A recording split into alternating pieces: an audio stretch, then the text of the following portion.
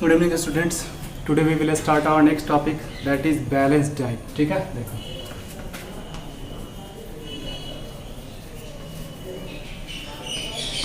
Balance diet का मतलब होता है संतुलित आहार। कहते हैं कि इसको देखो, a diet that provides all the essential nutrients in required amount is called balance diet. कहा क्या कि वैसा डाइट मतलब वैसा भोजन जो हमारे बॉडी की रिक्वायरमेंट के अनुसार जो ज़रूरत है सारे न्यूट्रिएंट को उस रिक्वायरमेंट के अनुसार प्रोवाइड करता है, तो वैसे डाइट को हम लोग क्या कहते हैं, बैलेंस डाइट कहते हैं। ठीक है, a diet that provides sufficient amount of nutrients required by our body.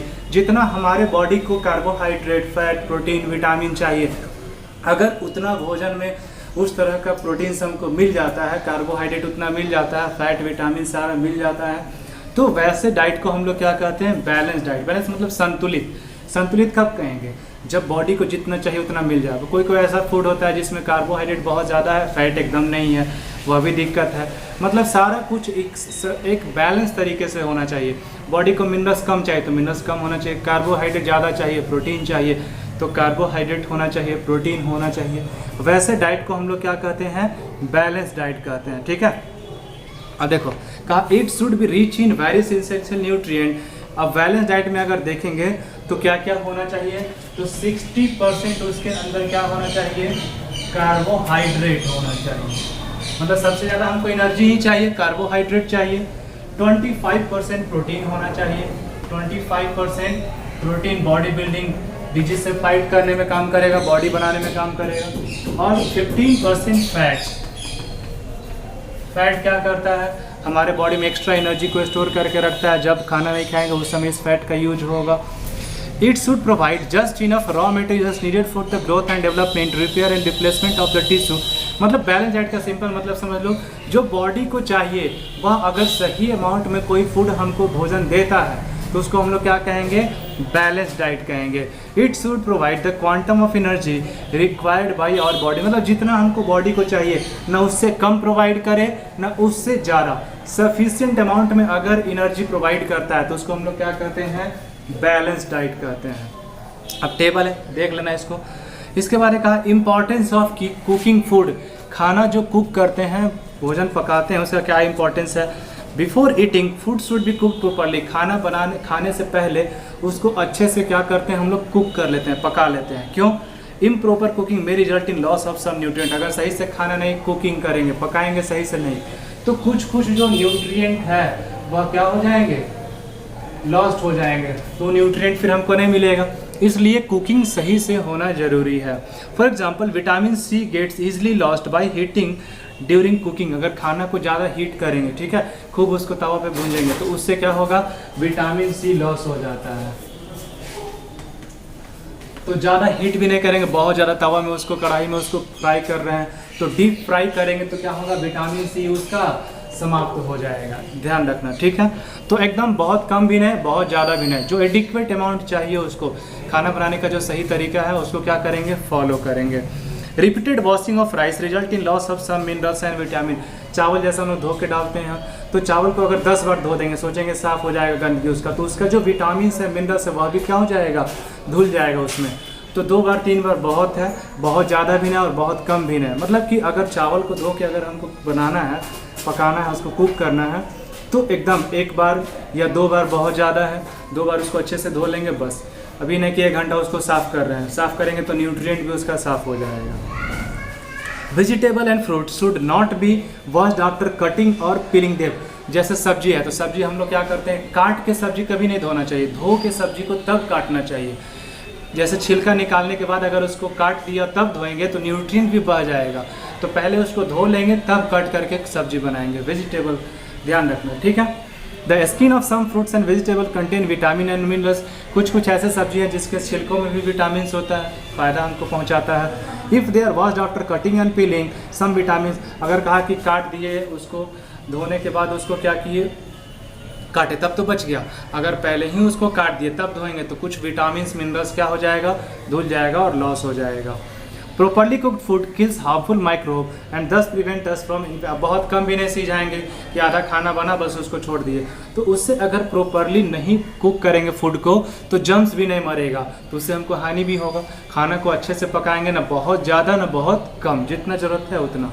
The food should be cooked in just enough water, और पानी बहुत कम भी नहीं रखना चाहिए भोजन बनाते समय और बहुत ज़्यादा भी नहीं। इनफ वाटर मतलब जितना पानी चाहिए उतना ही। सब्जी बना रहे खाली पानी डाल दिए या एकदम पानी नहीं डाले तो भी दिक्कत है। तो कुकिंग फूड जरूरी है, क्यों? क्योंकि सही से फूड को कुक नहीं करेंगे तो न्यूट्रिएंट क्या हो जाएगा, लॉस हो जाएगा।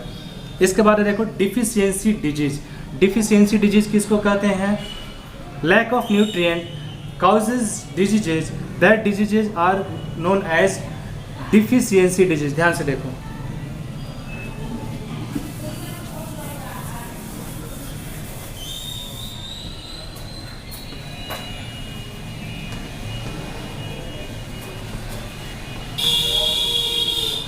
डिफिशियंसी डिजीज किसको कहेंगे? कहा क्या कि अगर मान लो कि किसी के बॉडी के अंदर किसी न्यूट्रिएंट का कमी हो गया और उस न्यूट्रिएंट, किसी को कार्बोहाइड्रेट, फैट, विटामिन या मिनरल का कमी हो गया, उसके कारण से कोई बीमारी होता है तो उसको हम लोग कहते हैं डिफिशियंसी डिजीज। डिफिशियंसी डिजीज क्या होता है?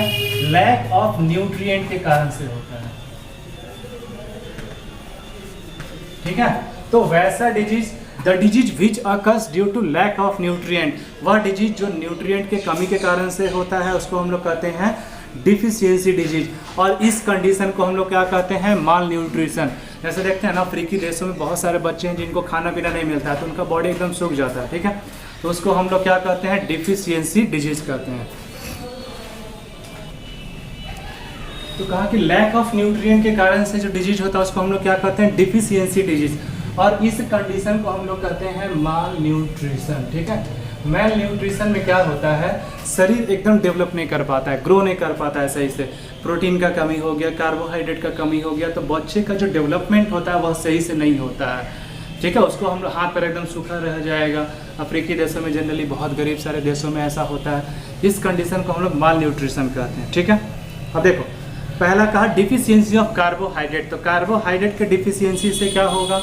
तो कहा कि due to deficiency of carbohydrate the strength of body and body weight decrease. अगर एनर्जी हमको नहीं मिलेगा तो धीरे धीरे शरीर का वेट कम हो जाएगा, वजन कम हो जाएगा। इसके अलावा हमारे बॉडी का जो स्ट्रेंथ है, ताकत है, वो भी कम हो जाएगा।